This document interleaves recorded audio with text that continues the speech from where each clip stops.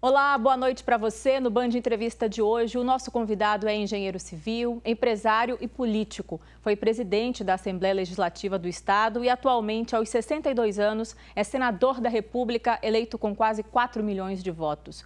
Ele defende a legalização dos jogos de azar, como bingos e cassinos no Brasil. Eu converso com Ângelo Coronel. Boa noite, senador. Muito obrigada pela sua participação aqui no Band Entrevista. Boa noite, Mariana. Boa noite, meus caros telespectadores da Band Bahia. É um prazer voltar a estar me apresentando nesse programa que eu sei que é líder de audiência nesse horário, minha querida Mariana. Senador, a gente começa falando desse momento difícil que a gente vive no Brasil. São mais de 2.000 mortes por dia. Essa semana, o senhor perdeu um companheiro lá do Senado, um amigo, o senador Major Olímpio. Como é que está sendo essa semana para o senhor? E o senhor acha que o Congresso ele pode pressionar mais o Executivo em relação à compra de vacinas e à vacinação em si?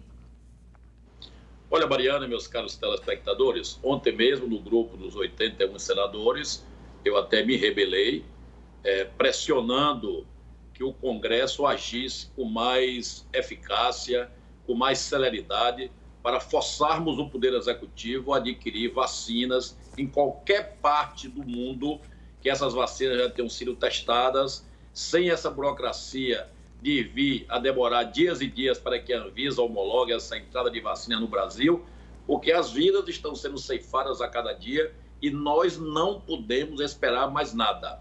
Ou o Congresso pressiona o Poder Executivo, que é um poder que está negando a ciência, é um presidente que não confia em vacinas, que não confia em distanciamento social, mas não é uma pessoa, por ser o mandatário maior da República de plantão, que vai querer também ir de encontro à grande massa da população brasileira que clama urgentemente por uma vacina para cuidar da sua vida normalmente, trabalhando no seu dia a dia para levar o sustento para a sua casa. E do jeito que está, nós estamos numa situação delicada, Mariana. Se você fica em casa, muita gente de um poder aquisitivo reduzido não tem como trabalhar para levar o alimento para seus filhos. Imagine, se fica em casa, você fica fora de se contaminar, mas também ao mesmo tempo você fica sem ganhar o seu sustento para comer e alimentar a sua família. Imagine que situação estamos vivendo no Brasil atualmente.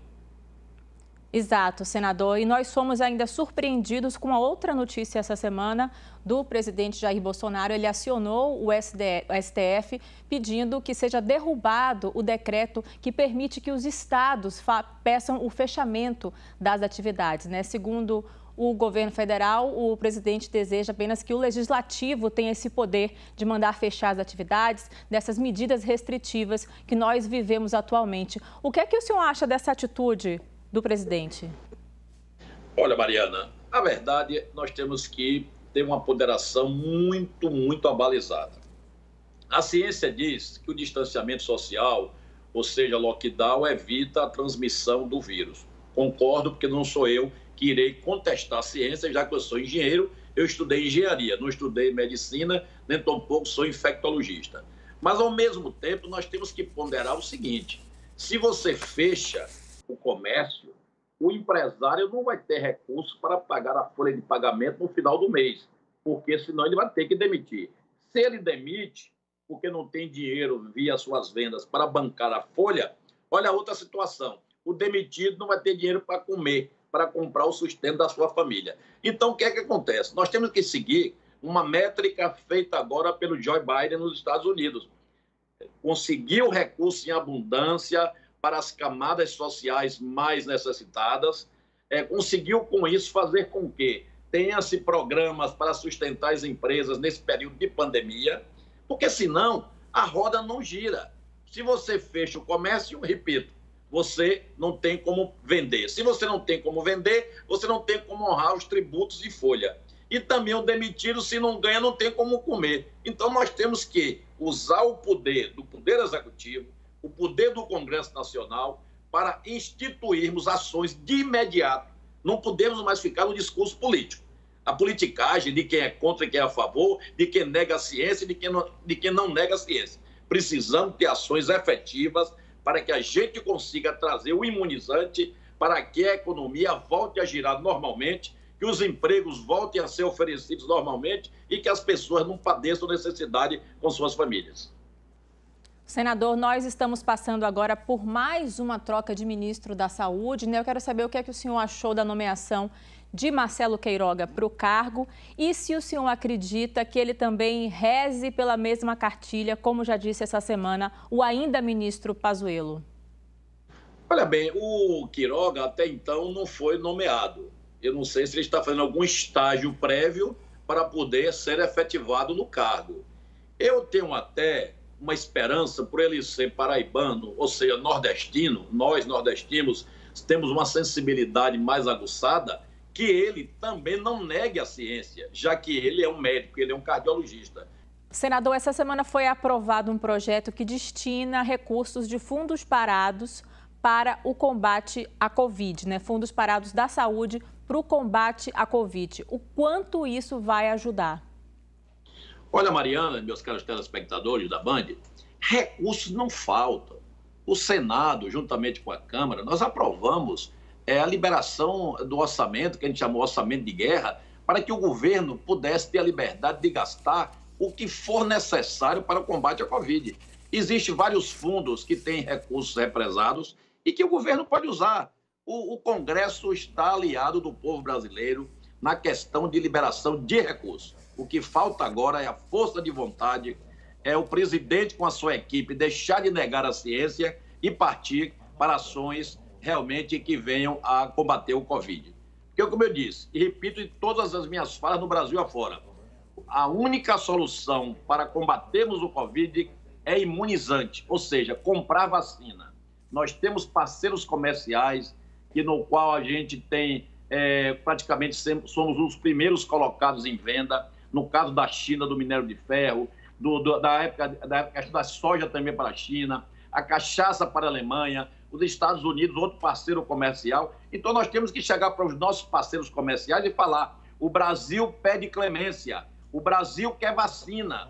Se o governo brasileiro for humilde, juntamente com os seus embaixadores, com os seus representantes, com o seu ministro de Relações Exteriores, vestir a sandália da humildade, nós teremos vacina aqui de imediato, Mariana. O que falta é força de vontade de curar, de sanear essa crise por qual está passando o povo brasileiro.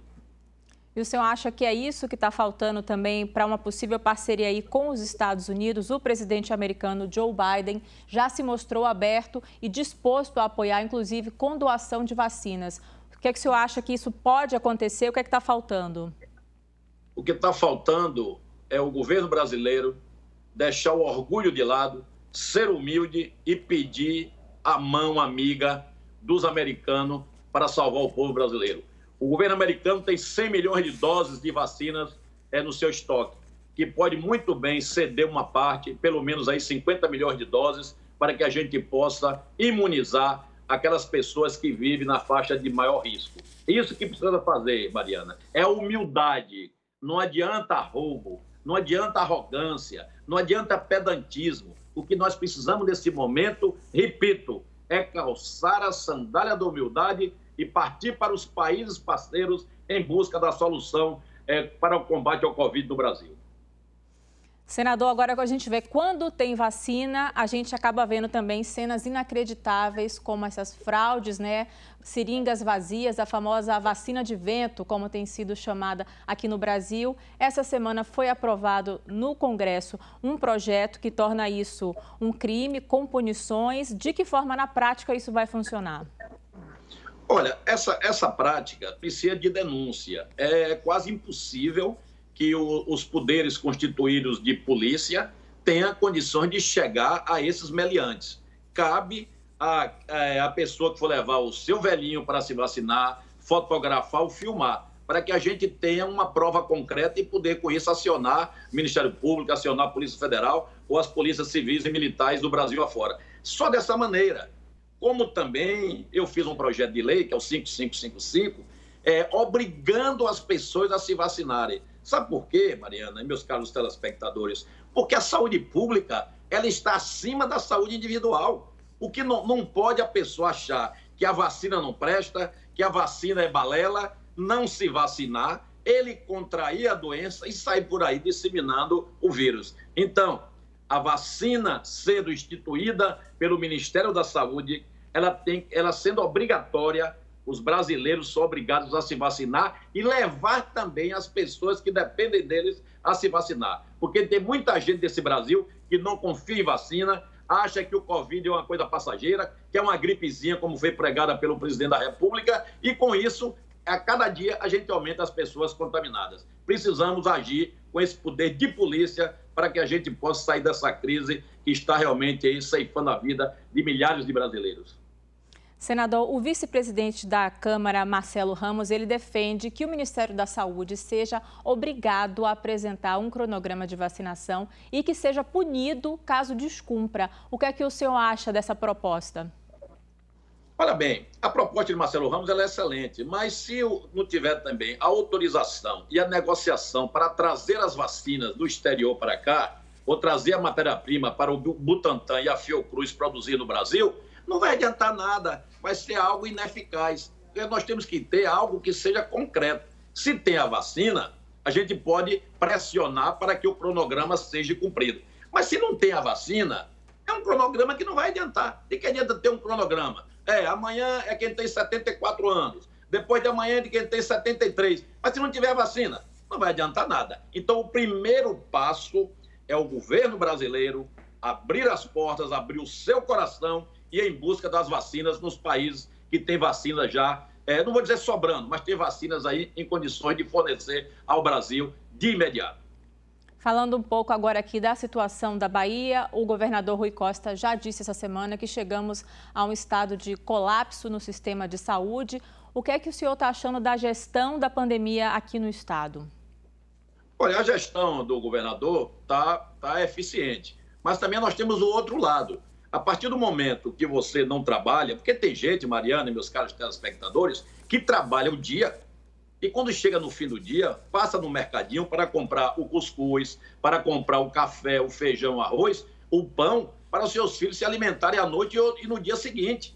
Então também, se esse pessoal não tiver uma ajuda do governo, quando eu digo do governo, é do governo como um todo, federal, estadual, municipal, não tem como esse pessoal parar de trabalhar. Tem gente que quer, hoje mesmo eu recebi um depoimento de uma pessoa, que aqui, quando eu cheguei no aeroporto, ele foi claro, senador, eu quero atender o lockdown, eu quero atender a determinação do governo, mas se eu não estiver aqui vendendo a minha tangerina, o meu aipim, o meu inhame, eu não tenho dinheiro para alimentar a minha família à noite e no dia seguinte. Então, como é que eu vou? Eu vou morrer de fome para cumprir a determinação do governo? Então, é esse que é o problema. Então, nós temos que dar condições às pessoas que vivem em condições famélicas, em condições de miserabilidade, ter recursos para comprar o seu sustento, pelo menos o mínimo necessário. Porque, senão, é um lockdown e as pessoas vão ver que a barriga está roncando, os seus filhos chorando, ele vai fazer o quê? Vai ficar preso em casa para cumprir a determinação? E a fome? Como é que vai fazer? É uma equação muito difícil, né? Essa entre a vida, a saúde e a economia nesse momento. Essa semana... Muito difícil. Essa semana o governador do estado, ele lançou linha de crédito, né, para microempresários, o adiamento da cobrança do ICMS também para os varejistas, em questões práticas. E o que o senhor acha que pode ser feito mais além disso?